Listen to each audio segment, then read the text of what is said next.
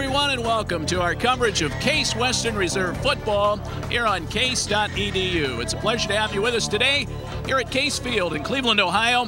Case taking on Widener University today in Division III playoff action.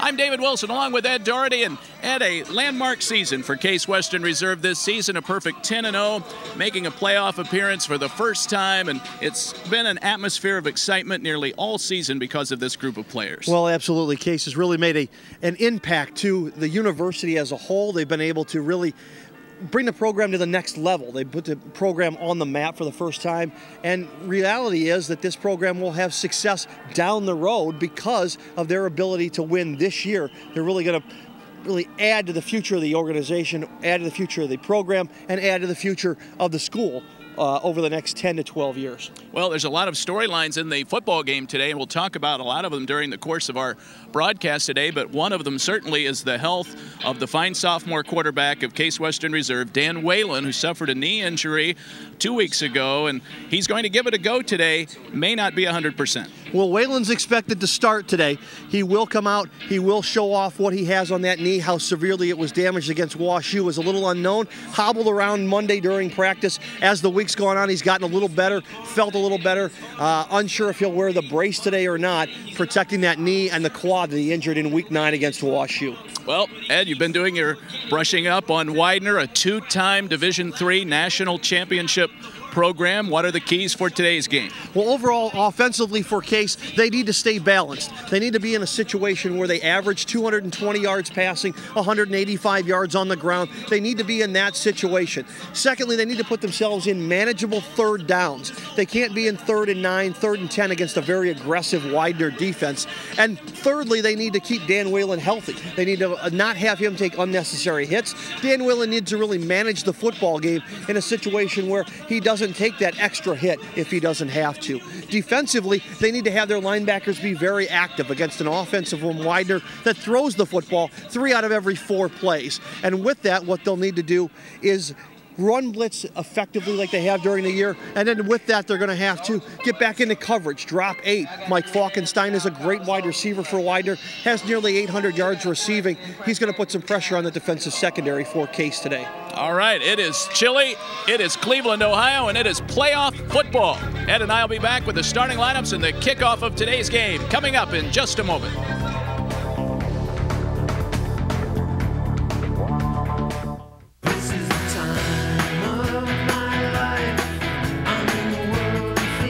I'm going to school with some of the smartest kids in the country. I'm a business major, engineering physics major, biology major. I came here for basketball. I'm really interested in research.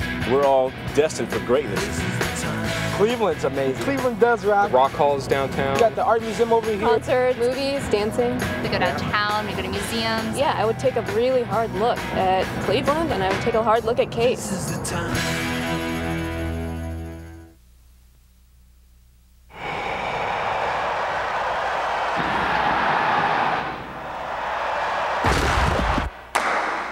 I was an offensive lineman for 4 years. I no longer wear pads, but I still carry a lot of weight on my shoulders. There are over 380,000 NCAA student athletes, and just about all of them will be going pro in something other than sports.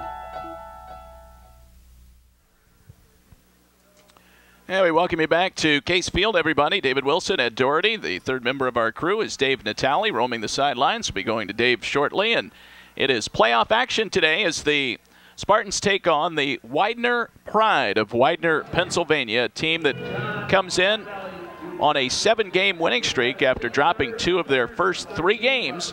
And, of course, well-documented, Ed Doherty, Case 10-0, ranked nationally in both of the main Division III polls, and a chance to host a playoff game. I think often during the course of the season we said if Case could just get in, everyone would be elated. They didn't really care where they played, but now not only do they get a chance to host the opener in the playoffs, if they win, they could host round 2 as well. Well, things seem to really work out for Case this year when it came to the bracketing. The fact that they jumped all the way to a number 2 seed. In reality, due to travel schedules and how the NCAA wanted to work it out, Widener is the 8th seed in the region, so Case gets to play an 8 instead of a 7. And probably most importantly, they don't have to face Mount Union until the final game of the season, if it would come to that. So the powerhouse from Alliance is away from Case in the bracket. Case gets a number 8 seed instead of a 7, and they get a home game and possibly a second one if they win next week. Well, the Spartans will be receiving the opening kickoff in today's game. It is great to have you with us for our coverage of Case football. Wherever you might be today, we hope you enjoy our telecast here this afternoon from Cleveland. Tom Lorich, the senior kicker and all-conference performer for Widener, will kick off. And back deep to receive for Case, Bobby Bott and Luis Gonsalves. It is a cloudy and overcast day here today, but dry. And so it does not appear that this game will be affected by any precipitation. But it is chilly out there, make no mistake about it. We are underway today here at Case Field. And this is Bobby Bott from the 8-yard line. Bott with great speed, has some blocking. Out to the 40-yard line, still on his feet, across midfield. And the Spartans open up the playoffs with a terrific return from the fine returner, the sophomore defensive back, Bobby Bott. Corey Chekin and Greg Meyer with a great kick-out block that allowed Bott to slide in the seam, take it up the sideline. And because of it, Corey Chekin and Greg Meyer freed Bott. Case will start in Widener territory. See the replay there on the return. They finally hold him down as Case will operate in Widener territory right off the bat in this football game. Dan Whalen keeps it on the ground on the first play. First call of the afternoon going to Jordan Foley. Now Foley has played sparingly this year, but there have been a couple of games, Ed, where we've seen them go to him early almost as a surprise play. Well, that's very much what we saw here. This is a new wrinkle for Case. A little inside handoff off the edge. It almost looks like a wing T modification play. And Case isn't known for doing that. Something new right off the bat here in the postseason. Whalen, who wears number 5 in the shotgun. And this is Corey Chekin's first carry. Tries to bounce to the outside, but he'll be gang tackled at the 45-yard line. They'll give him forward progress up to the 42. Corey Chekin always seems to get more than he can out of any play. And that's a perfect example. He's stuffed in the backfield, still manages to get back to the line of scrimmage. In fact, Corey Chekin has 106, now 107 carries on the season. Only one of them has gone for negative yardage this year for Corey Chekin. Chekin averaging 46 yards per game rushing, but he has rushed for 10 touchdowns. 3rd and 9. Whalen to Brian Webster, and he tries to catch and run, but he'll be short of the first down. Brian Webster's the third slot receiver for Case. He's the third down wide receiver that they look to. Seems to always get that first down in this situation. We talked about in the pregame about 3rd and 9, manageable third downs. Webster's a guy who can pick you up 6-7 yards. You're putting him on the hot seat if he needs to go more than that. All right, 4th and 4. Greg Debelak rolling the dice here early, going for it on 4th down. The football marked at the 37-yard line of Widener. Whalen to throw, looks over the middle of the field. He'll have to roll out. They buy him some more time. He gets rid of the football and overthrows his intended target, Ryan Colasar, and Widener will take over. That play broke down really from the start, Dave. Ideally, it looked like Case wanted to go on a quick slant to the inside and had to roll out. Whalen with the breakdown had to roll to the outside.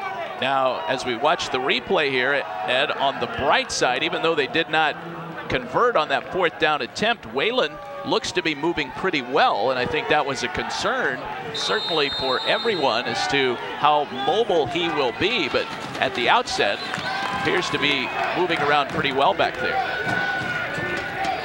So the Widener offense out for the first time, and they are a predominantly passing team, but Ian Decker, the sophomore fullback out of Phillipsburg, New Jersey, gets the first carry, and he hits a wall. Not much gain there. We're 2 minutes into the football game. No score here at Case Field. Jake May taking on 2 offensive linemen from Widener, splitting the double team and coming in there for the tackle. Quarterback is Matt Campbell. He's a senior out of Broomall, Pennsylvania. They stack a couple of receivers to the left, and he'll go to the air. Left-handed thrower, and this one almost picked off. Incomplete. Third down coming up for Widener. That Case defense has had a knack all year for coming up with that turnover. So far this year, they forced 30 turnovers on the defense. You've seen the overthrown football. 12:38 to play, first quarter. We appreciate you tuning in, and we certainly do welcome your emails today at sportsinfo@case.edu. Sportsinfo@case.edu. Drop us a note. Let us know where you're watching today via the internet. This is Decker again. Spins away. Nice move as he gets some good yardage. Hard fought, but he looks to have the first down. Case not prepared for the inside draw play on 3rd and long, expecting Widener to go to the air. Linebacker's first step was back. Then when they came up, unable to bring down Decker. So a new set of downs for Widener. This team has run off 7 straight wins after starting the year at 1-2. They lost to a pair of ranked opponents in weeks 2 and 3. But they rebounded well, won a conference championship, and now they find themselves in the playoffs for the 12th time in school history. They run the football that time and pick up about 2. Give them 3, and it'll be 2nd down and 7. Case on a run blitz there with Jeff Brown coming through the 2 gap. Play to the outside, but Case will use that run blitz effectively. They've shown it all year, and with it they've been able to really force teams to become one-dimensional. Back to throw Campbell. Looks for a little timing play over the top, intended for Michael Penna, the tight end, and it was just off his fingertips, incomplete. Kind of a surprising throw as Campbell looked back and threw it into double coverage.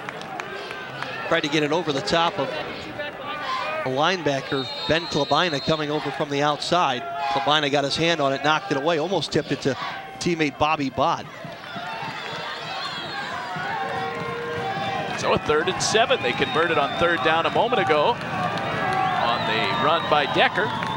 See what they have planned here on this 3rd down. A little short route. It's caught, but not a very effective play yardage-wise on the screen pass. And it'll be well short of the first down. So 4th down and the punting unit comes on. Case smelled that screenplay out immediately. The linebackers floated over, including Jeff Brown and Tom Brew. Jake May and John Genovese also closed down on that screen pass. So the punt coming up, and this will be Luis Gonsalves to run it back for Case. Gonsalves, very quick return man, but he is mugged back there near the 14-yard line as he makes the catch on the first punt of the day by Robert McHugh, who is an all-conference performer for Widener. Luis Gonsalves really nowhere to go. The Widener coverage team, excellent coverage, and I hemmed him in and didn't allow Gonsalves to get to the corner. So Case is pinned deep. They're on the 14-yard line. No score here in the first quarter. 10:51 to play here in week 1 of the Division III playoffs. We're at Case Field in Cleveland, Ohio. And the handoff to Greg Meyer, and he's tripped up and might have lost a yard there. Long 2nd down coming up for Case as Meyer was tripped up. James play Woodley. by James Woodley. There. Now Widener had 9 in the box on that play. They were expecting a Case run, and sure enough, Case came out, tried to run it off tackle. Greg Meyer, 5'10" sophomore out of Clearwater, Florida. He stays in the football game. High in the backfield behind Whalen. Fake handoff, and here's the reverse, the fake reverse, and now Whalen flips it downfield, looking for Sean Nicely. nicely stride for stride with Orlando Brown, who ended up breaking up that play. Well, nicely had to wait on the football. Whalen with a great ball fake. He drew the linebackers up, nicely ran down the field. He had 2 steps on Brown. Ball was underthrown, probably due to the wind. Whalen throwing into a stiff wind this afternoon, and Brown was able to recover for Widener. 3rd down, 11 for Case. The football at the Case 13-yard line. 10-10 to play. And another incomplete pass. This one intended for Jeff Mayer. And that falls incomplete. And Case will have to punt, and Widener, Ed, should get good field position out of this. And Dan McDonald coming on a blitz for Widener off the edge really forced Case to throw that ball when they didn't want to. Whalen was waiting for his receivers to make a break downfield, and McDonald really forced him to get rid of it early. 10:07 on the clock here in the first quarter. Return man for Widener is Kevin Fisher, and he sets up shop about the 50-yard line. Now Calderon is back there to punt. Whalen had been the main punter for Case this year. This one taken at the 41 and returned about 2 yards. Tackle made for Case by Brad Paramore, and Widener will take over in Case territory. So with a reserve punter into a stiff wind, Widener gets good field position at the 38-yard line. 12th NCAA tournament appearance for Widener, but their first since 2001. Widener actually won the title in 1977 and 1981, Dave. Very nice tradition at Widener. They were formerly known as the Widener Pioneers, with the nickname changed a few years back. Quick out and caught by Mike Falkenstein. Falkenstein, very effective receiver out of Newark, Delaware, 6'2", 200. Falkenstein, kind of the mirror image of Case and Tim Cowdrick in terms of receiving yards and go-to guy. Falkenstein probably a little taller than Cowdrick, but both with over 800 yards receiving and 50-plus catches on the year. Falkenstein averages 14.3 yards a catch, 81.5 per game. Fumble on the snap, and Campbell falls on it just to make sure he saves the possession. So the snap, not the smoothest there, and the ball popped free. Couple opportunities so far in the first quarter for Case to make that turnover. Had the fumbled snap there, had a couple of tip balls. Luis Gonsalves just missed an interception. Campbell breaks huddle, and they have 4 receivers in the game. Decker is the lone man in the backfield. No score here, first quarter. There's the snap. Campbell finds an open man, middle of the field. Can they catch him? No. Touchdown for Falkenstein. 39-yard touchdown reception. And Widener jumps on the board first as they lead at 6-0.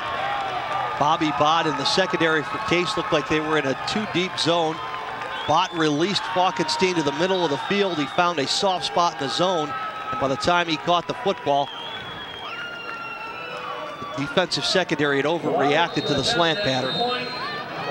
His second receiving touchdown of the year. And Robert McHugh will come in to kick the extra point. So Widener strikes first with 8:33 to go in the first quarter. The kick is up, and it is good, and it is 7-0 Widener. We'll take a timeout and be back to Case Field with more after this timeout. Stay with us. NCAA Division III playoff action continues in just a moment.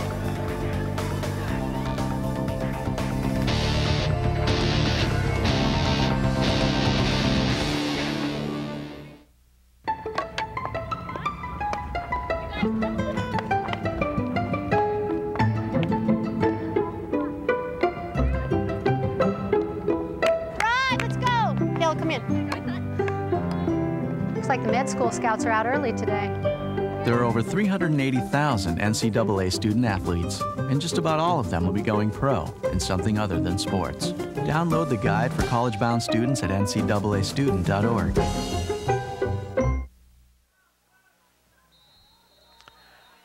Town Lawrence will tee it up to kick off following the Widener touchdown. 7-0 Pride with 8:33 to go here in the first quarter. Mike Falkenstein showing a big burst of speed after making that catch. And now Case will try and answer. This will be Bott from the 10. Out near the 30, still on his feet. Another good return for Bott. His second good return of the day as he gets across the 40.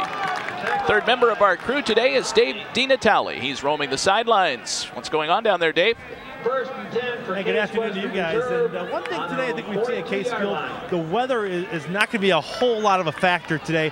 Winds blowing about 5 to 10 miles an hour, temperature about 41 degrees. They had forecasted snow for today. That's not going to happen. Just a little bit of late rain right now. And I think right now for Case, see if they can get some offense going as we go back upstairs. So far, no hat, no gloves for Dave, so it must not be terribly unbearable down there. Case begins at the 42, and Meyer gets the handoff and gets across the 45-yard line. Case will continue to do what they do best, and that's stay balanced on offense. Come out, show run on first down for the third straight possession. But Dan Whalen's ability to throw the football, we talked about it in the open. They need to run the football and mix in the pass. They can't become one-dimensional. Widener, the winner of the Middle Atlantic Conference. Case, of course, won the University Athletic Association title. Whalen drops to throw. Good protection. Now he rolls out. Looking downfield, he'll tuck it and run it, and he is pushed out of bounds. Let's see if he got the first down yardage. It looked like he might have gotten it.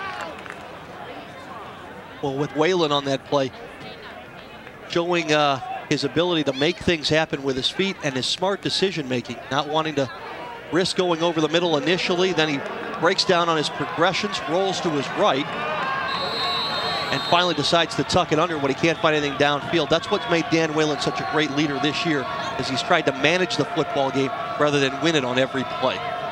There you see two receivers to the left and one out wide to the right. That's Colasar on the right side. Meyer trying to turn the corner, and they are quick to the ball, Ed. And Meyer tackled by Dan McDonald, the senior outside linebacker. Well, the front seven for Widener, very quick, very fast.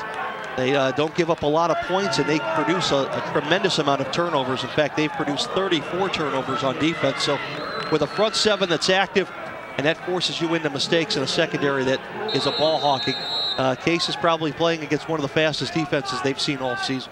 That loses 2, so it's 4th down and 3. And Calderon on to punt.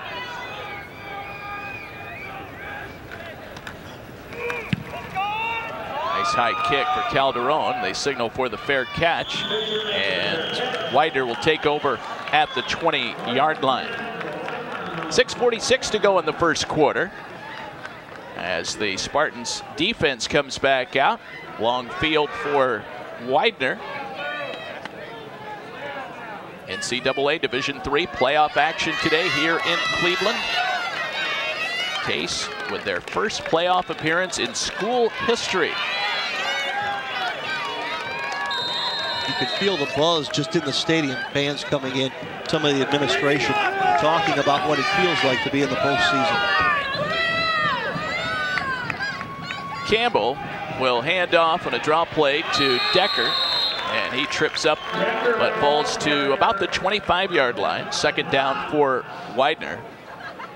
And naturally, as you take a look there at the Case sideline, naturally when you go 10-0 and make the playoffs, you start getting a lot more attention. There was a great article in the Cleveland Plain Dealer yesterday about the Case program. A lot more media personnel covering this game today. And so the program, as you alluded to, Ed, in the opening comments, sort of finding its place on the map, so to speak, here in the sports scene and Division III football. And the Spartans defense snuffs out that play. Well, I think Widener is giving Case, offensively, is giving Case confusion. They're not expecting as many runs. The run blitz has been effective, Tom Brew, Jeff Brown coming in and playing off of that. But 11 plays for Widener so far, 6 of them on the ground from a team that throws the ball about 75% of the time. So the linebackers need to stay active and they need to stay on their keys this afternoon. We talk a little more about Tom Brew as the afternoon goes along. Just an outstanding career here at Case. Again in the middle of the field and an open man.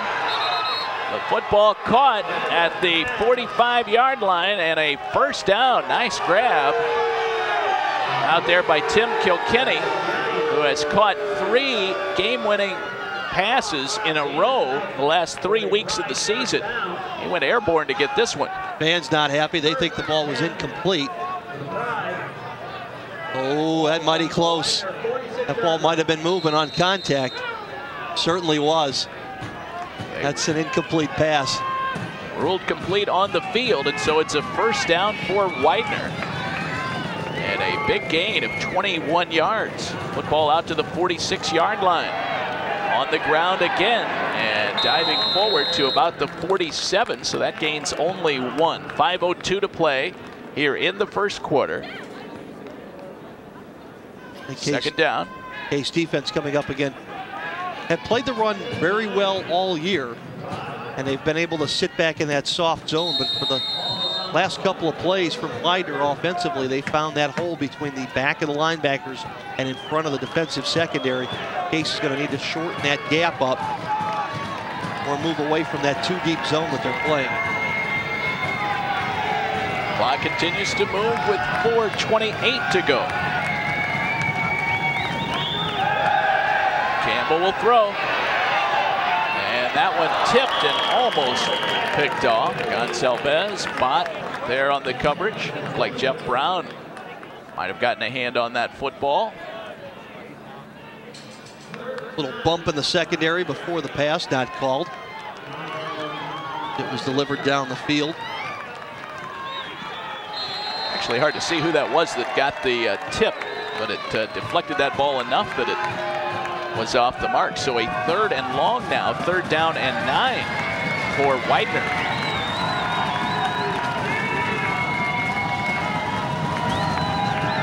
Campbell to throw again, aims for the sideline, incomplete.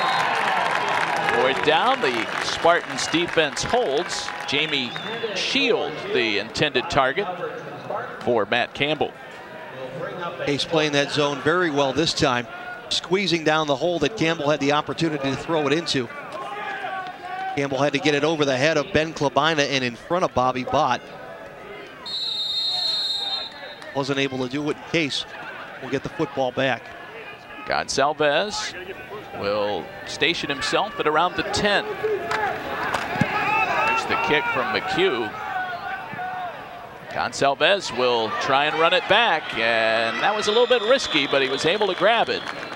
And gets back to the 20-yard line, a 4-yard return for Gonsalves. Luis has taken some of those risks this year, fielding kicks on the hop, trying to field them off balance, maybe off his shoulder on the run, not squaring up. But for the most part, he's been very effective. But there are times when he takes that chance, isn't quite sure what to do with the football, and it puts Case's defense back in a hole. 7-0 Widener.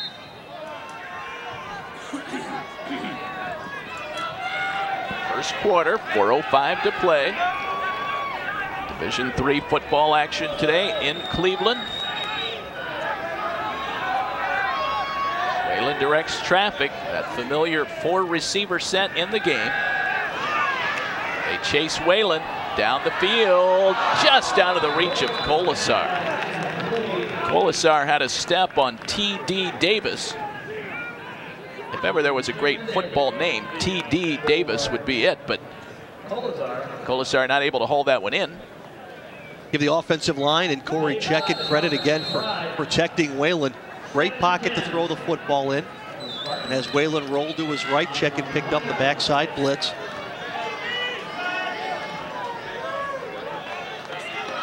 There's the sophomore out of Willoughby South. And Whalen. Quick out to Colasar. Does he have room to run? On his feet, first down, and out of bounds. Run out at about the 35. That little inside-out bubble screen has worked so well early in the season. Case got away from it late in the year. But against Oberlin and Kenyon and Denison early on in the 07 campaign, Ryan Colasar, the go-to guy on that inside-out bubble screen. Case moving the football. This drive started at the 20. They're now at the 34. High in the backfield this time behind Dan Whalen. Meyer will carry. Again, tries to get some blocking. They string it out. And he's hit and knocked out at the 40. Pickup of 6. So a second down and around 4 coming up for the Spartans, who trail 7-0. The earlier touchdown scored by Mike Falkenstein of Widener with that long touchdown pass from Matt Campbell. Sean nicely with a nice seal block on the corner.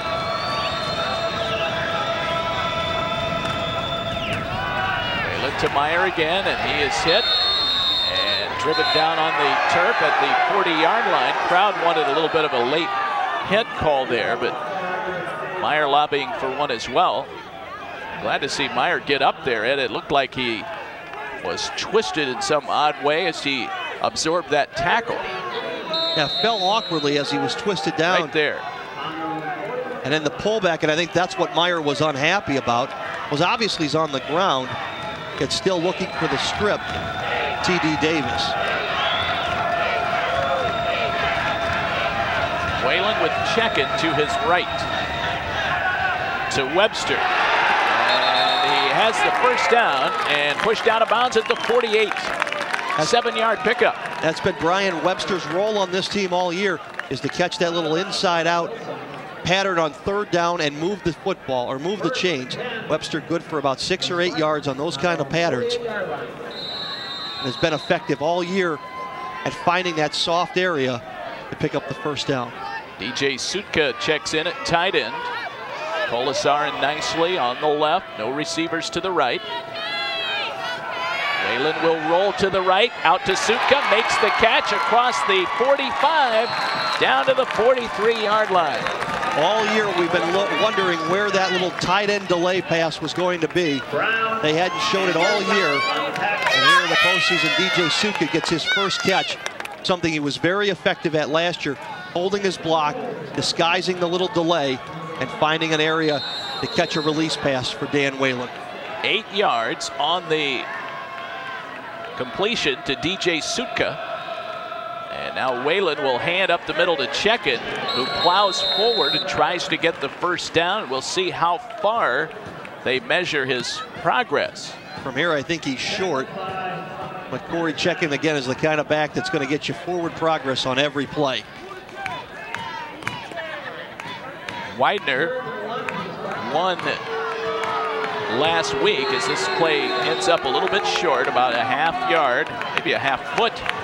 Looking at the chains now, it looks like it's extremely close to the first down. I'm surprised they didn't take an official's timeout to even measure that.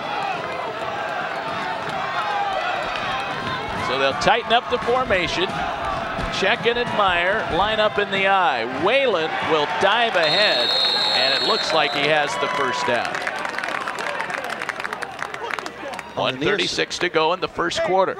On the near side of the field, the official marks it past the, or inside the 47-yard line. The other official marking it closer to the 47.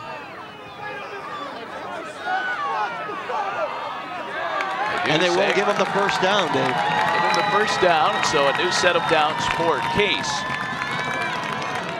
Widener won their Week 10 game on the road at Wilkes College. That's a conference game. 20-17 the final. And to sweep through their conference at 7-0. That's a conference with Lycoming, who's a traditional powerhouse as well at Division III. 1:19 to play in the quarter. And we have a timeout on the field. And I believe that was whistled by Case. And so we will take a break as well. 7-0 Widener in round 1 of the playoffs. Back with more at Case Field in just a moment.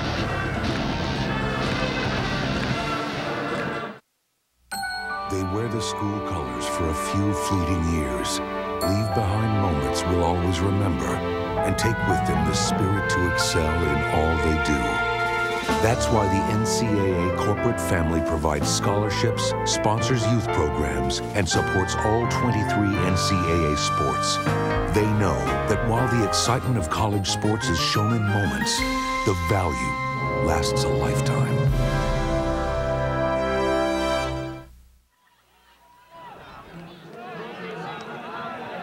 Case trailing Widener 7-0 here. Early action at Case Field.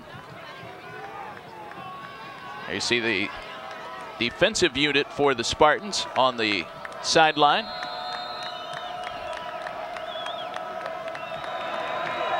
Case now with a first down play from the 42-yard line. And Whalen back to throw. Looks to step up and go long. Colasar is bumped. Will he hang on to the football? No.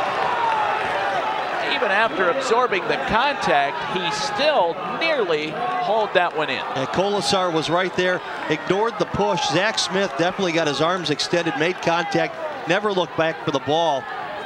Should have been a 15-yard penalty on Widener. Ball's in the air, and right there you can see Smith with the push. And yet Colasar almost came up with the catch. 2nd down and 10 as Whalen looks over toward the sideline.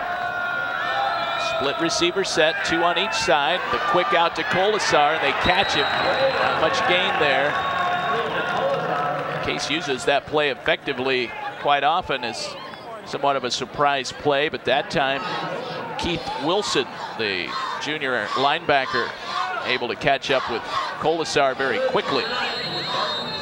Chris Center just a little late getting to the outside to throw that kick out block for Colasar. That's that key block on that play, is the initial contact against the cornerback. Center just didn't get there in time. Final 30 seconds of the first quarter. Case trailing by a touchdown. Dan Whalen looks to throw.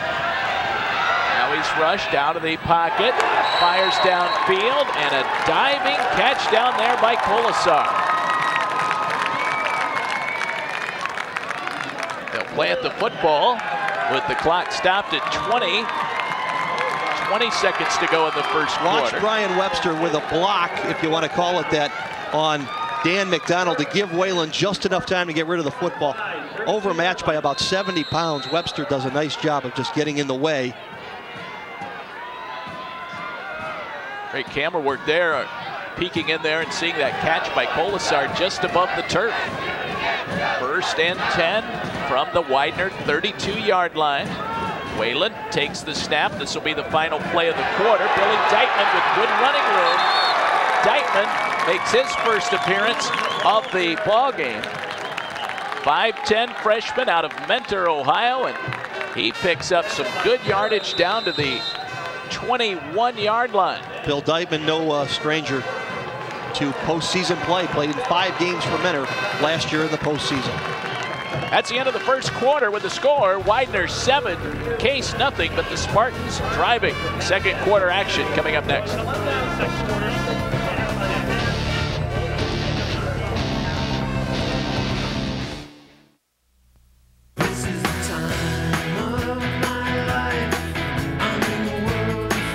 I'm going to school with some of the smartest kids in the country. I'm a business major. Engineering, physics major. Biology I major. came here for basketball. I'm really interested in research. We're all destined for greatness.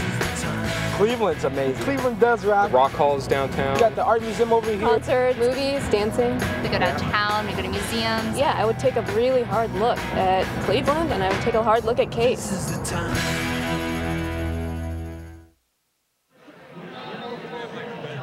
So 15 minutes in the books here at Case Field, and it's 7-0 Widener. The only scoring so far, that Matt Campbell 38-yard touchdown pass to Falkenstein. Falkenstein with the catch and run. And that has been it as far as the scoring so far. But Case, with their most effective drive of the game so far, they are operating in Widener territory at the 21-yard line, just outside the red zone. And they have a 1st and 10. Sutka has checked back in, and Widener asks for and gets a timeout. So Widener unhappy, I think, with their personnel or perhaps the matchup with the Case formation. They spend the timeout and talk things over rather than risk having a mismatch in some fashion. Well, for Case coming out in what is more of a pro set offense, and you don't expect that for Case when they're headed in for a score. They've been scoring out of their wide spread offense all year. But to come out in a 2 wide receiver, 2 back tight end set, showing run, and Widener had 5 defensive backs in the ball game anticipating a pass. So the teams come back out.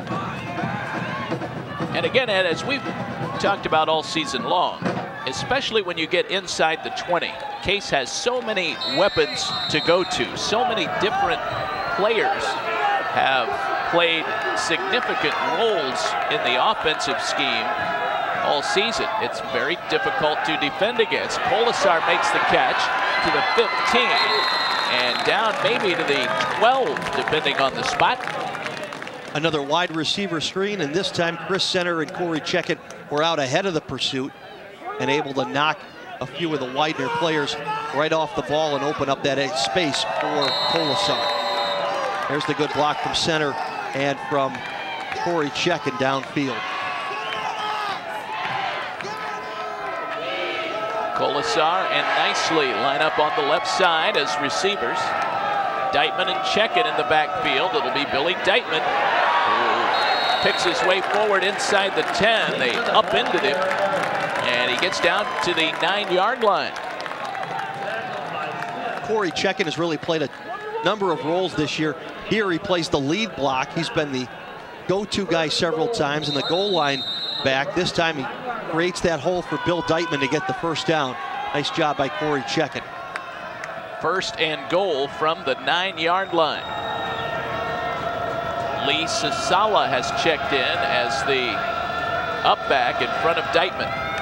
Deitman slips as he was ready to take the handoff, so Whalen pump fakes and then eats the football as he runs out of bounds. He does pick up 2 yards. I think that was designed to go to Deitman there, but he slipped right at the last second before the handoff. Well, and again, a wise move by Dan Whalen. Shows the maturity of the sophomore, not trying to force something, not trying to redo the play, but simply living to play another down here in the red zone. And it was Deitman. Deitman just got his feet tangled up on the turf, and Whalen smartly moved off the linebackers with a pump fake that couldn't happen. 2nd down and goal from the 7-yard line. Case trying to tie it up. Whalen on a quarterback keep, now stays on his feet, and he will have to get rid of this football, which he does. Whalen's pass incomplete. Again, you just see the maturity of Dan Whalen. The idea that something isn't there, try the next item on the checklist, and then finally just give up on the play, but don't give up the opportunity for points here in the red zone. Greg Debelak, the 4th-year head coach of the Spartans, told us before the game, flat out, Dan Whalen is not 100%, and yet he has really been able to move and scramble well today. And on that play, able to save a potential big loss by getting rid of the football. 3rd and goal from the 7. Some movement on the line, no flags. Whalen fires it down the middle, incomplete. And I think someone was moving, but no flags came out. And the field goal unit will come on for Case as it is 4th and 7. Well, the important thing there, again, Widener showing the blitz coming up the middle. Whalen looking for his hot receiver. And wisely just simply threw the ball away to preserve the opportunity for points for Case on this drive. Well, now we'll get a look at the freshman kicker, Sam Coffey. And Ed, I know you'll love this guy. Coffey has been outstanding this year as a freshman, 10 for 15 with 2 game-winning field goals this year. kick is on its way, and it is good. His enthusiasm is contagious too. He's a kid that, even as a freshman, manages to get everybody else seemed to hyped up on just a kickoff. And Coffey is true. 11 field goals on the season now in 11 games for a Division III program. It's a very special player when you have somebody of his caliber at the kicking position. You don't have to pull somebody from another position. He can specialize in that. He can be your featured guy, and you can really use him as a weapon for the next 3 years for Case. 24-yard field goal there. Coffey now 4 of 5 from that range on the season. He had the game winner in the final 2 minutes of last week's victory against Ohio Wesleyan here at Case Field. And he gets Case on the board here. It is now a 7-3 game. There's Dan Whalen and the fine senior backup quarterback, Angelo Mirando, who piloted the team in last week's game against Ohio Wesleyan. You have to be impressed with what Mirando did in the final 8 minutes of the game against the Battling Bishops. Took Case down the field in the tie ball game and allowed Coffey to chip through that field goal and put Case at a perfect 10-0 season. So give credit to Mirando, who started as a sophomore here at Case and has filled in that veteran role the last year. Here's the kickoff, and it will be taken at the 19-yard line by Mark Bandola. Bandola out to the 30-yard line before he's tripped up. And the Widener offense will come back out with 13:31 to go here in the second quarter. Let's go down to the sideline to the third member of our broadcast crew today, Dave DiNatale. And guys, during that last offensive series for the Spartans, I was listening to the Case defensive coaches talk to the guys. Got to take away the deep routes. That was the message that was imparted to each defensive player. Don't let the wide receivers get behind you. So we'll see how that plays out in this drive. Back up to you. Dave, thank you very much. Marcus McCalla, the defensive coordinator, talking to the defensive unit there during the Case offensive series. They'll hand it off to Andre Payton. Payton picks his way forward for a couple of yards, but Case strings that out pretty well, Ed, and does not allow him to turn upfield. No, Case, the active linebackers really in that 3-5. It's a unique set that Greg Debelak runs. Usually you'll see a 3-4 or a 4-3, but head coach Greg Debelak has 5 linebackers that he likes to have on the field at all times, and he employs that 3-5, which is going to make running to the corners probably the most difficult task of the day for Widener. 12:54 to play in the second quarter. Coming up at halftime, we'll have some special guests for you. We'll look at all of the stats as well. Crossing pattern might have been picked off. Let's see who has it. They're wrestling for the football, and it literally looked like both players caught the ball at the same time.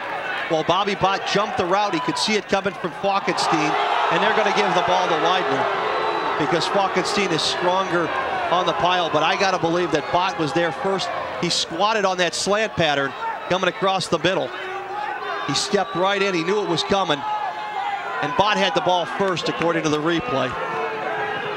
A 12-yard pickup and a first down. It isn't often that you can throw the ball to an opponent and get a first down. That appears to be what happened.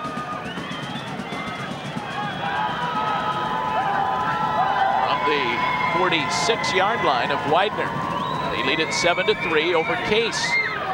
They show blitz, draw play to Payton. It's out to the 49-yard line. Pick up at 3, second down and 7. Great job by Brian Calderon. He came off the edge, identified the draw play right away, got rid of his offensive lineman, and from behind dragged down Payton. Well, the Case defense, Ed, anchored by the outstanding senior from Mentor, Tom Brew. 6'2", 240-pound linebacker. Brew has been outstanding again this season. Division III All-American candidate. Campbell to throw, finds a man wide open, and he slips and falls.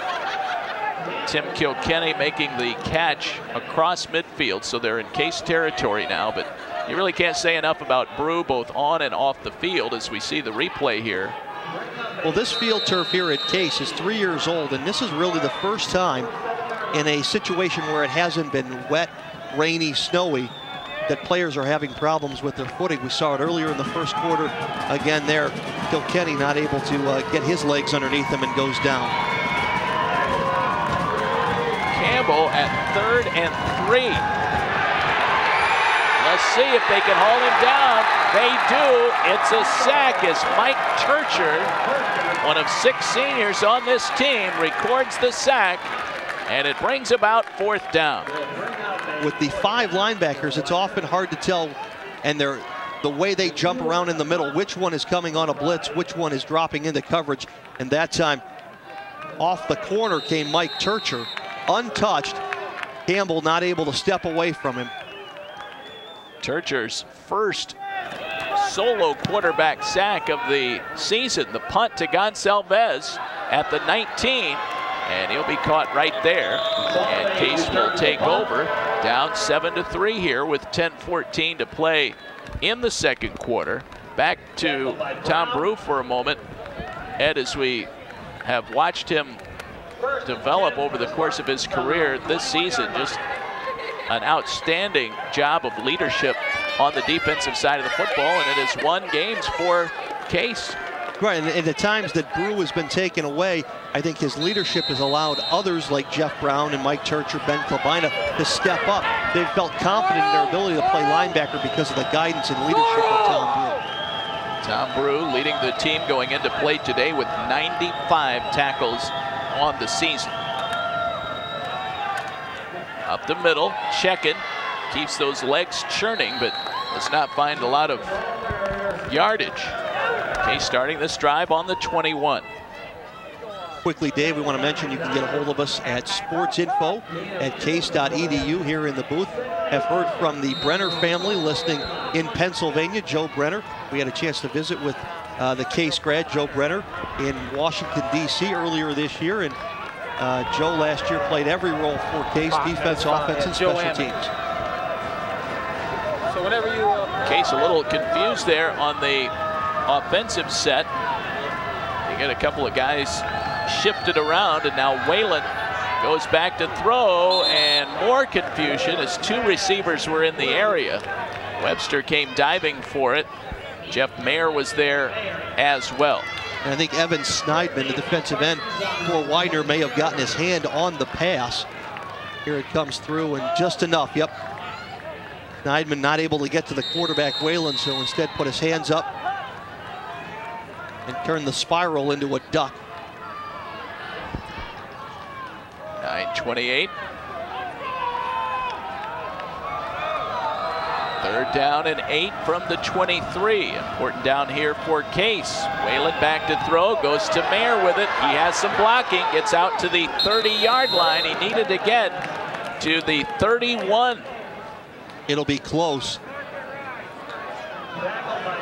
But again, the offensive line, Dave, doing a nice job getting out in front of that play. That was the bread and butter for the first 3 weeks for Case. This one they will have to measure. And so they will bring the chains out to see if Case has the necessary yardage. There you see where Mayer went down. Zach Smith got the tackle, and he really forced Mayer to the side, didn't allow Mayer to fall forward. If Mayer falls forward, it's definitely a first down. Get a look as they string it out here and see if Case has the first down. They do. Half a link of the football gets them the first down. The drive stays alive with 9:20 to play here before the end of the half. The winner of today's game, Widener and Case, will get the winner of the Wabash Mount St. Joe's game. If it is Case, it will be here next week. Wabash and Mount St. Joe's also in the second quarter. They are tied at 7. The Wabash Little Giants. What's that? You don't need the name of the person. Whalen looks over to the bench. Now he takes the snap, looks to throw a quick out for Nicely. They were teammates at Willoughby South, although they did not play a lot together due to some injuries to Sean Nicely. That one just a little bit out of reach. Nicely has had some huge games for Case, Ed, during the second half of the season. Yeah, and a couple of games in which he grabbed 2 touchdowns and then 3 touchdowns. Has 7 on the season, does nicely, the freshman from Lake County.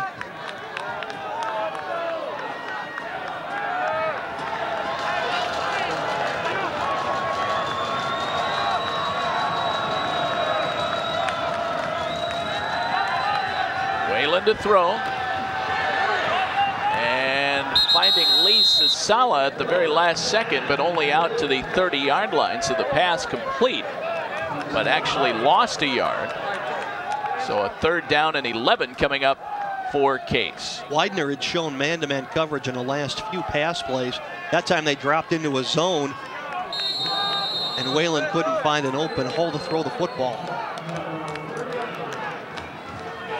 Case looking at a big 3rd down here, trying to move the ball upfield right now, operating on their own 30-yard line.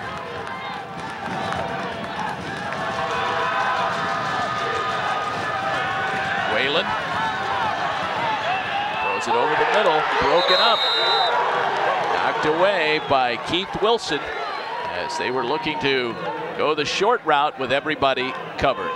Let's go down to the sideline for more on the sidelines of this football game. Guys, I'm here with Eli Grant, class of 2004, holds just about all of Case's passing records. Might have some competition though with Dan Whalen. Yeah, Dan, you know, he's a really great player. You know, him and I are actually a lot different. You know, he runs around, gets out of the pocket. That was not exactly my strongest suit, but you know, he's doing really well. The team's doing really well, so it's good for the school. All right, thank you, Eli. Back to you guys. All right, that's Joe Amick on the sideline with Eli Grant. The punt all the way back, fumbled, still loose. Football is finally covered up by Widener. Kevin Fisher back to receive that punt, lost the handle on it, was able to get back to it, and that works out very well for Case as they pin Widener back. Head coach Greg Debelak still talking to the official on the sideline. I think he thought on that last 3rd down play there was some contact, and now we go ahead on the 4th down play. I think he thought there was some holding going on by Widener. He's working the linesman's ear down there, took his headset off and followed him all the way down the field. Under 8 to play now in the first half. We're at Case Field, and Widener back on with a 4-point lead, 7-3. Pump fake by Campbell. And this one overthrown. Looking for Jamie Shield. Shield out of Fairport, New York, 6'2", a senior. Tom Brew putting a little bit of pressure on the quarterback, Campbell. As we mentioned, Dave, that Case defense will show you 3 down linemen, but on almost every play, you'll have a 4th, possibly 5th player coming into the backfield. Case down by 4, 2nd down and 10 for Widener from their own 18-yard line. Hand off. This one carried by Ian Decker, the sophomore fullback. Cranks out a couple of yards there out to the 23. So he picks up 5, 3rd down and 5 for Widener. Widener 3 of 5 on 3rd down conversions today.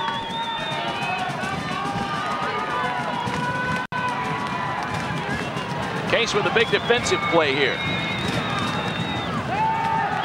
Campbell looks to get rid of it. Middle of the field, incomplete. Falkenstein had that ball get on him in a hurry. That was a rocket out of the hand of the quarterback, Matt Campbell. Widener came out with a 2-back backfield and 2 tight end set. Case looking for the run. Falkenstein, the only receiver in the pattern. It was a slant pattern over the middle, and not able to hold on to it. Hit him in the worst place it could, Dave, right in the hands. Gonsalves back deep to receive this punt. Nice punt. Gonsalves at the 45 and tripped up. Nice defensive coverage by the Widener Pride on that particular play. And they mark the football right at midfield.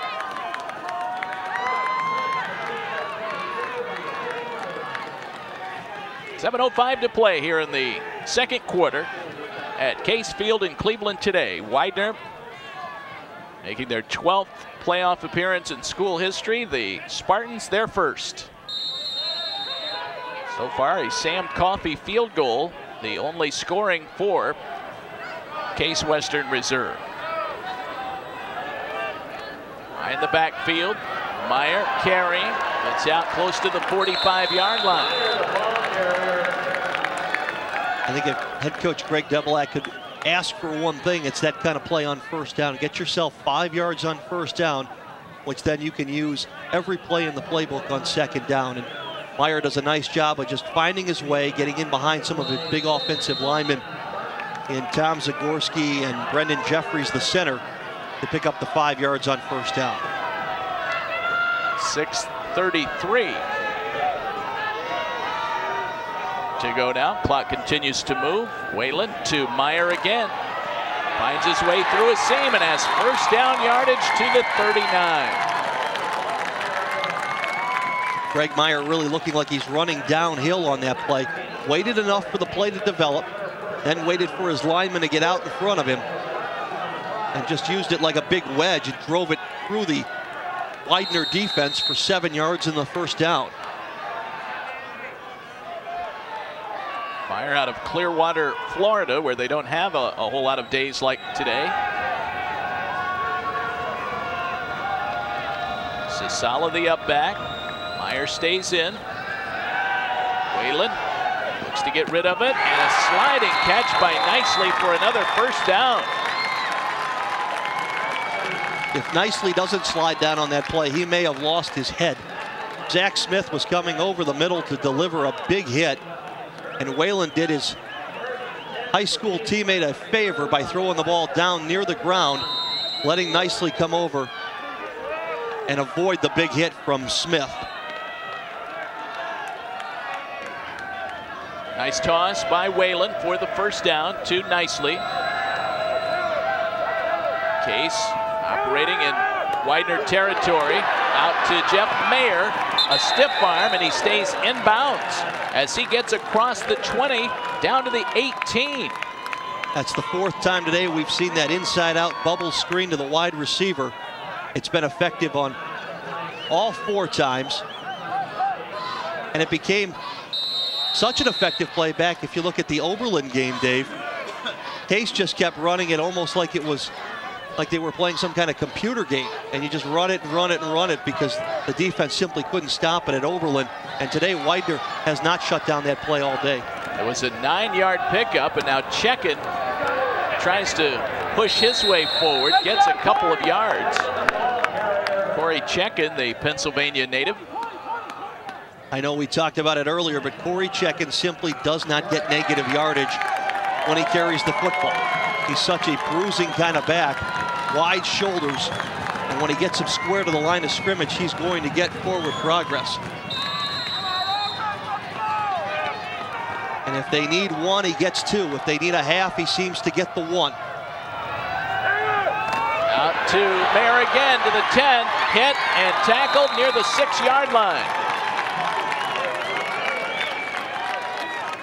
That crossing pattern there as he got rid of it in a hurry, and Mayer in full stride gets down all the way to the 5. Now it's again that inside-out bubble screen, and it's almost becoming like the Green Bay Packers in the 60s with that power sweep. You run it until they shut you down, and right now Widener simply does not have an answer for Case's screen pass. First and goal from the 5 for the Spartans. This is Deitman, and he will get a yard, maybe 2. The football marked down to the 4. It is second down and 4. Clock continues to move with 4:18 to go in the second quarter. Each team with 2 timeouts remaining. You know what impresses me even more about the Case team, especially offensively, Dave, is the fact that they're doing this without a lot of seniors. Only Tom Zagorski and Brendan Jeffries on the offensive side of the ball are seniors. Jeffries, the center. Now Whalen loses the football. It's loose. Widener has it. Keith Wilson scoops up the loose ball. Whalen scrambling, but the football knocked loose, and Widener comes up with a huge turnover as Case gives it up after having it inside the 5. I think Whalen was simply trying to tuck the ball back in, and the ball fell out of his hand. I don't know if anybody touched him. No, they didn't. Looked like Whalen just dropped the football. Convenient hop. So that opportunity goes by the boards for Case, and Widener takes over at the 17-yard line, 1st and 10. Still 7-3 Widener. Ian Decker with good running room across the 25 out to the 30 as he picks up 13. Ian Decker only has 367 yards on the season coming in, averaging only about 30 yards per game. So far, Decker is right at the 30-yard mark for the ball game.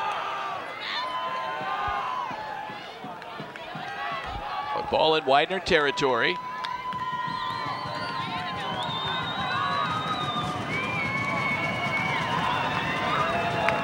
and a half minutes to play. And in motion is Tim Kilkenny.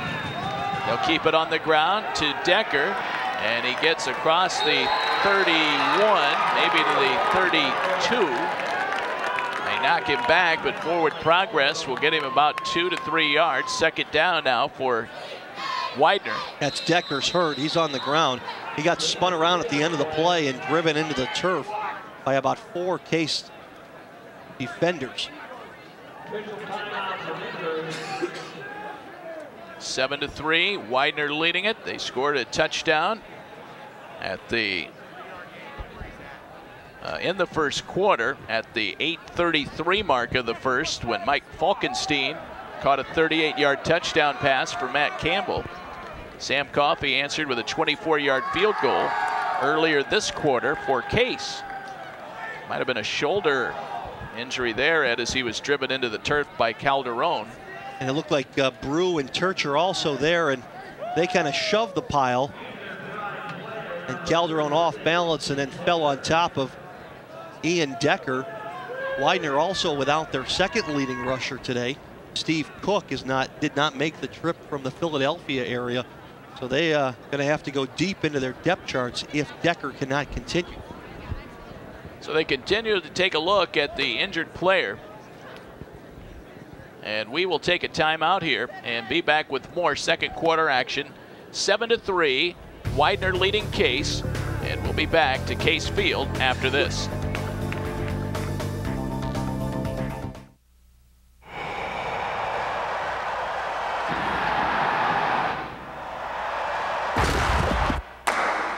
I was an offensive lineman for 4 years.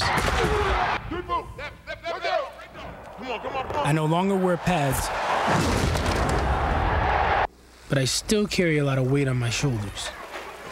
There are over 380,000 NCAA student athletes, and just about all of them will be going pro in something other than sports. Decker came off the field under his own power, and so Widener will resume this drive. 2nd down and 7. Campbell looking to throw, gets rid of it, and it's caught. Brought in by Falkenstein, and he gets 1st down yardage out close to the 44-yard line. That simple down and in route that Falkenstein has run all day against Case. Campbell had to shift his shoulders to avoid Calderon and then come back to the left side of the formation. Gonçalves doing a nice job keeping Falkenstein in front of him.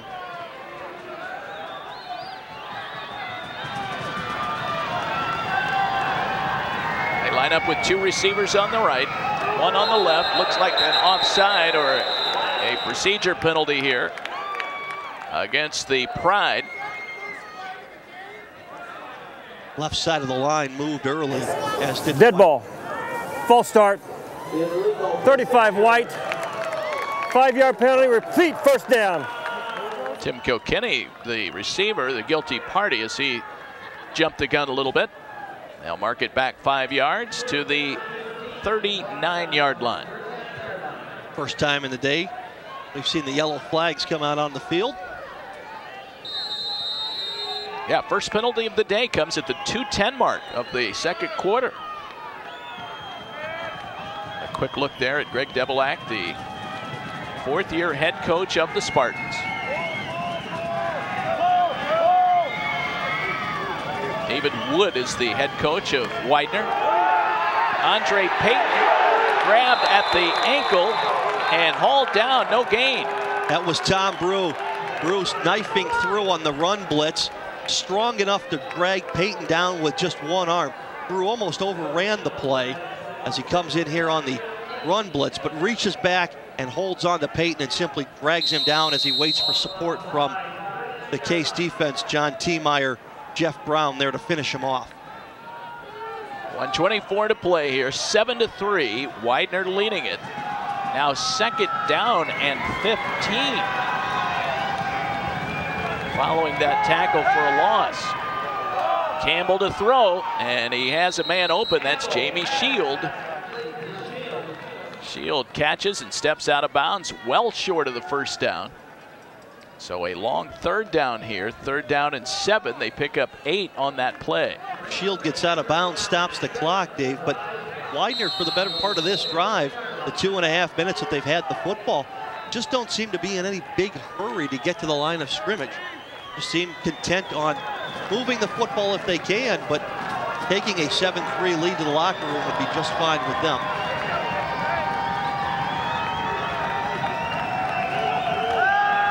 Back to throw Campbell, again to the sideline, incomplete. A late flag comes out on the opposite side of the field from where that pass was thrown. Going to be contact, I think, on Case. Well, the microphone not working there, but it is against Widener. Ineligible downfield.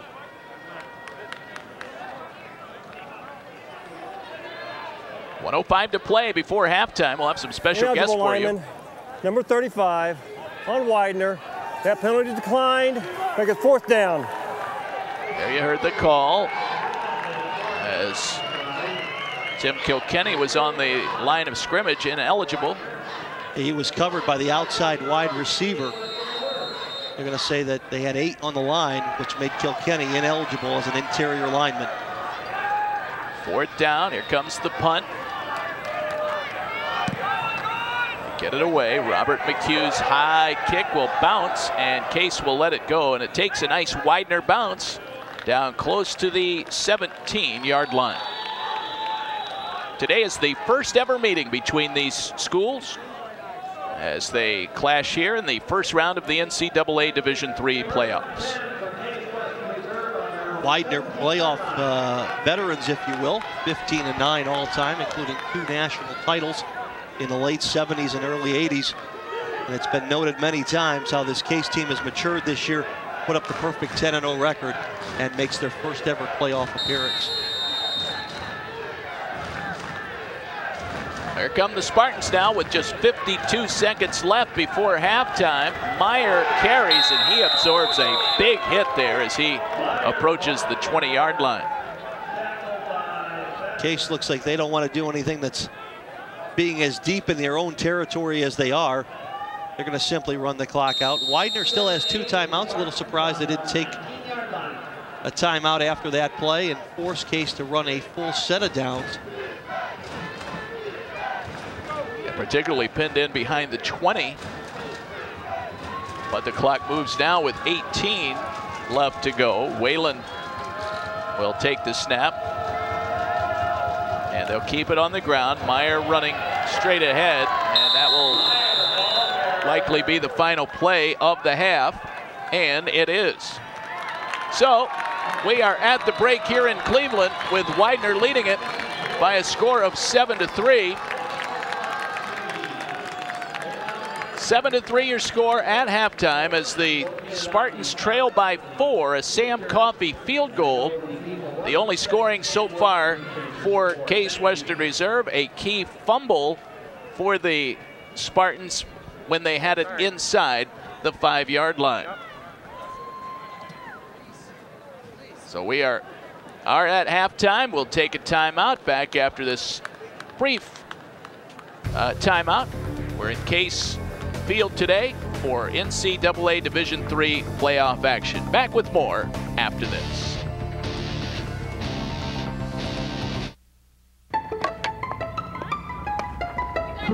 Half 7-3, the Pride leading the Spartans here at the halftime break. Dan Whalen 12 of 22 in the first half for 91 yards, and Matt Campbell 8 of 15 for 98 yards. And of course he had that 38-yard touchdown pass to Falkenstein, accounting for Widener's only touchdown. So a couple of teams that we really expected to throw the ball a lot have done exactly that today, Ed. 35 combined passing attempts in the first half. Well, not to mention the fact that Case has run 43 offensive plays in the first half, and Widener has run 29. Neither one of them really effective on the ground and through the air.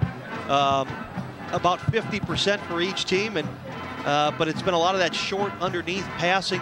The only time that we've seen them even stretch the field, Case went deep into the end zone. It was incomplete to Ryan Colasar, and for Widener, not even truly stretching the field. It was about a 10-yard slant over the middle to Falkenstein, who then did the rest with his legs as he took it in for the only touchdown of the ball game.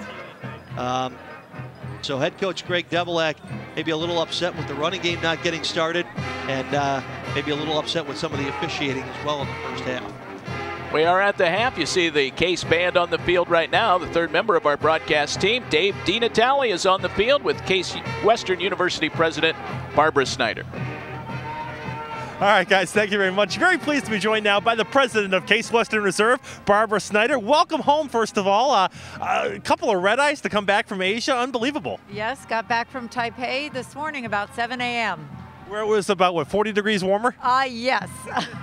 What did you think of the first half? Oh, it was great. We obviously would love to be on top, but it's wonderful that we're playing so well, and we've had some challenges, as you know, but the team looks really good, and boy, the crowd is fantastic. They are really with our team right now. Could you have imagined 5 years ago, 10 years ago, this environment at this beautiful facility for a playoff game? It is hard to believe. We've come a long way in a short time, and I really am proud of the team. And it goes to also talk about the commitment that's been made for the athletic program here at Case. The facilities here are just top notch. I mean, as an outsider, I come in and just marvel at the work that's been done here. This stadium really is a great facility, and you can see the excitement that the crowd brings to this wonderful place. And of course, our students live all around here in the village at 115. I lived there too for 6 months, so it's a really great place, and we really love this facility and everything it means to our campus. We'll let you get warm here in a second. Big sports day for you. Ohio State playing today in the big game, and of course Case playing today. Gotta be fun for you to come home to something like this. It is a lot of fun to be back in Cleveland and be back at Case Western Reserve, and so much fun to see our football team doing so well. President Snyder, it's a pleasure to talk to you. Continued success with everything you do here at Case, and thanks for your time. Thank you very much. All right, guys, we'll go back up to you. Okay, Dave, thanks very much. Thanks to President Barbara Snyder for stopping by on our coverage here on a great day here at Case Western Reserve University, the first ever football playoff appearance for the Spartans football program. 7-3, your score at halftime. Widener in front by 4. A lot of football yet to be played today, and Case will try and form a comeback in the second half. Ed and I'll be back with more from Case Field in just a moment. Stay with us.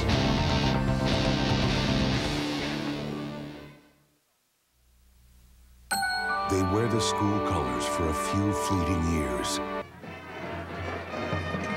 Halftime at Case Western Reserve University, 7-3. Widener leading it Hope you're enjoying our coverage today via case.edu. We do welcome your emails at sportsinfo@case.edu. Let us know where you're watching from today. Dave DiNatale is on the sideline with a big Case Western Reserve football fan, and he also happens to be very busy at this time of year. He's the head men's basketball coach at Case, Sean McDonald. All right, Dave, thanks so much. And we're back down on the field this time now with Case head basketball coach Sean McDonald. Coach, I said good luck, but congratulations, first of all, on the win last night. Thanks. It was a great game for our team. We faced a good, formidable opponent in Alma College. Our guys shot the ball well. We made 14 three-pointers and got a good win to start the season. You'll play this afternoon, as a matter of fact, against Earlham in the championship game of the tournament. And Earlham, it was a great game last night against Lake Erie. How much do you know about them? Earlham's a good club. They've got a great guard. They shoot the ball really well from the perimeter. They're not that deep. They only played 7 kids last night. We're hoping that maybe our depth can help us in the second half. Kind of a unique experience for your team here in this offseason. Went to Brazil to get yourselves ready for the season. Talk about that experience. It was a wonderful opportunity for our guys, Dave. We had tremendous support from our alumni who contributed to make it possible for our kids. We practiced for a week before we made the trip. While we were in Brazil, we played 3 games against really talented professional teams. It gave us a heads up on the season because we were allowed to practice, compete, bond together off the court, and do some great things experientially. The kids surfed and did snorkeling and fished in the ocean. It was, I think, something they'll remember the rest of their lives. So. Yeah, great bonding experience, I'm sure. Definitely, yeah. We were fortunate to be able to do it and hope to make trips like it in the future. So as you look ahead to 07-08 season today and beyond, what are you looking for out of your program this year? Well, we like our club. I think we've got good depth, good size. We've got kids that can shoot the ball. We're in a great league. The University Athletic Association has, great basketball from top to bottom. We got to be ready to play every night, but I like our club and I like our chances. So. Well, Coach, best of luck this afternoon against the Quakers, and I'll see you in a couple days when Oberlin comes to town, and best of luck this season. Thanks, Dave. Thanks a lot. All right, that's Sean McDonald, the head coach of the Case basketball team, and we'll send things back up to Dave and Ed. All right, guys, thank you very much. Very exciting time here with basketball getting underway and football season extending, we hope, for a few extra weeks here. I tell you about a big event coming up here at Case Western Reserve University as the athletic department will be taking a step back in time the weekend of February 15th through the 17th when they host their annual Throwback Weekend at Adelbert Gymnasium.